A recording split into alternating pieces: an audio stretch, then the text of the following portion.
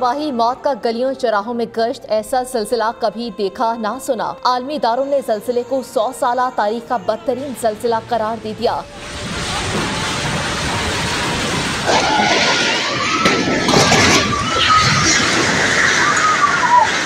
غیر ملکی میڈیا کے مطابق زلزلے کے بعد ہر طرف قیامت برپا ہے۔ ہسپتالوں میں ایمرجنسی نافذ ہے، ہر طرف لاشیں اور ملبے کے ڈھیر نظر آ رہے ہیں۔ امریکی جیولوجیکل سروے نے کہا کہ زلزلے کی شدت ریکٹر اسکیل پر 7.9 اور گہرائی 17.9 تھی۔ زلزلے کا مرکز ترکیہ کے جنوب مشرقی صوبے غازیان کے نردوی کے قریب تھا۔ زلزلے کے جھٹکے اردن، شام، قبرص اور یونان میں محسوس کیے گئے۔ زلزلہ مقامی وقت کے مطابق صبح 4:17 پر آیا جب لوگ گہری نیند میں تھے۔